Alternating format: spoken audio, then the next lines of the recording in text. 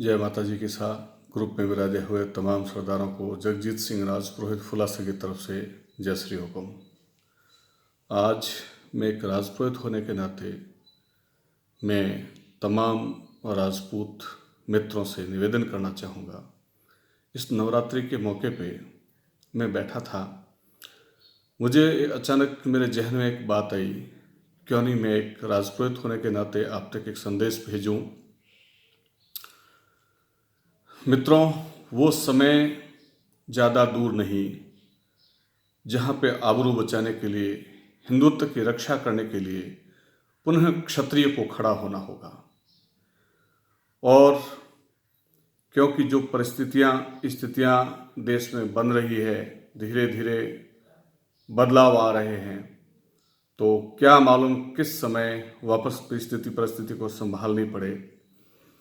जिनके लिए आप लोगों का मजबूत होना, हिंदुत्व की रक्षा करने के लिए वैसे तो तमाम हिंदुस्तानी का फर्ज बनता है, पर ये बात हम मान के चलते हैं कि जिंदगी भर जो लड़े हैं, जो मार्शल कौम है, वही कौम आगे फिर भी लड़ सकती है।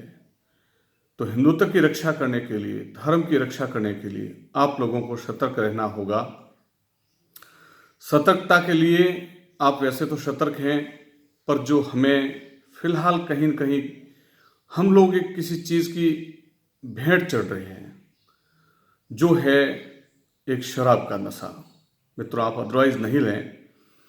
मैं ये नहीं कहता हूँ कि आप पार्टी नहीं करें, मैं ये नहीं कहता हूँ कि आप कहीं अपना जो है मान सम्मान कहीं बढ़ रहा हो और किस जगह आपको ऐसा लगे भाई कि हमारे कोई रिश्तेदार नातेदार आए हैं, तो एक मनवार के रूप की में बात अलग हो गई।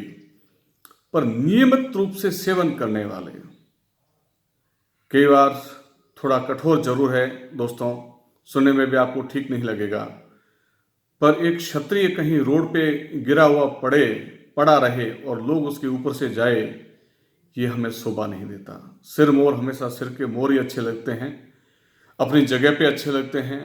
एक खानदानी आदमी सड़क पे कुछ लोग उठा के जाए, उसके बारे में कमेंट करे, जी मचलता है, जी जलता है। राजपूतों का हमेशा ये फर्ज बना है कि जब जब धर्म की हानि हुई है, राजपूतों ने तलवार उठाई है, राजपुरोहितों ने मोटिवेट किया है।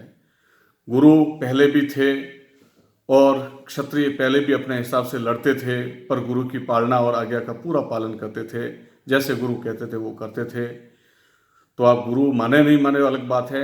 मैं गुरु की पदवी भी नहीं लेना चाहता, क्योंकि मैं तो आपसे काफ़ी लोगों से बहुत छोटा हूँ। और बाकी मेरे हम साथियों से कहना जरूर चाहूँगा कि शराब के व्यसन से आप लोगों को हटना पड़ेगा। एक बार हम मनवा रूपी लेते हैं, उसके बाद में घर में कंटिन्यू चालू करते हैं, फिर हम दवाई रूपी लेते हैं, और करते करते करते हम हमारा अस्तित्व खोते जा रहे हैं धीरे धीरे, जिसमें कोई शक नहीं है। आज जहां देखो धीरे धीरे धीरे धीरे जमीनें बिकती जा रही है, धीरे धीरे हमारे घर बिकते जा रहे हैं, धीरे धीरे कई चीज़ों का नुकसान हो रहा है। जहां हमारी जो चीज़ होनी चाहिए थी, आज लोग उस पर अतिक्रमण करते हैं, लोग वो खरीद लेते हैं और हम उसको खो देते हैं। इस चीज़ का हमें बड़ा दुख होता है। और मेन एक ही कारण है, ताकत में सबसे ज़्यादा हम, इज्जत में सबसे ज़्यादा हम, उसके बावजूद भी हमारी चीज़ें बिक रही हैं, लोग खरीद रहे हैं। इसका मतलब हमने कुछ गलत तो किया है। गलत क्या किया है ये हम जानते हैं कि शराब एक ऐसी चीज़ होती है जिसकी वजह से हम सब कुछ खो देते हैं। सबसे पहले तो हम हमारे परिवार को परेशान करते हैं। ये बिल्कुल खरी बात है कि शराब पी के आएंगे, फिर बेचारी औरतों के सहमत नहीं है।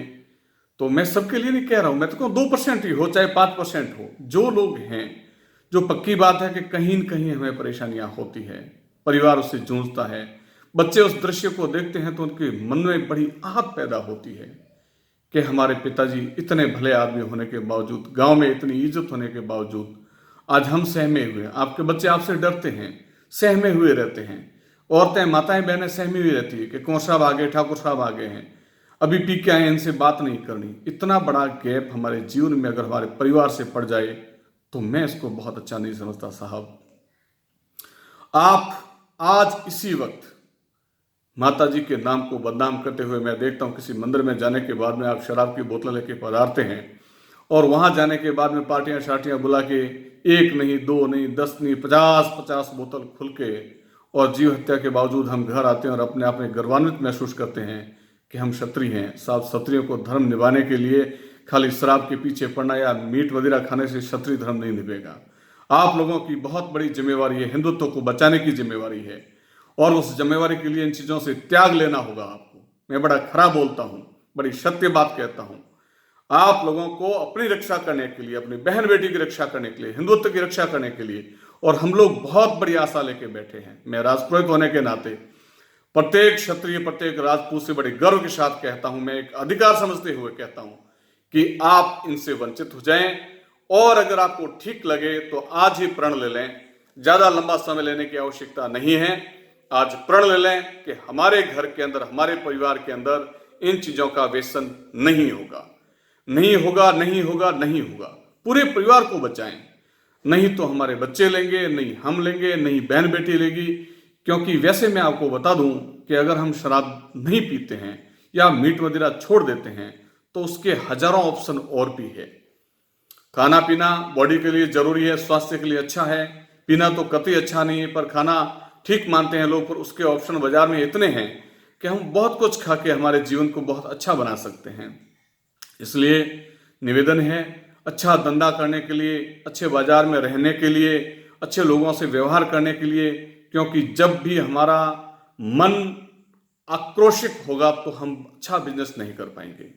इसके लिए इन चीज़ों का त्याग जरूरी है, मान मर्यादा जरूरी है, और आप लोगों के लिए पूरा हिंदुस्तान मेरे ख्याल से ये सोच रहा होगा कि कम से कम एक मर्यादा आप बचा के रखें, और इसकी जरूरत महसूस हो रही होगी। समय कब परिवर्तनशील बन जाता है किसी को मालूम नहीं पड़ता।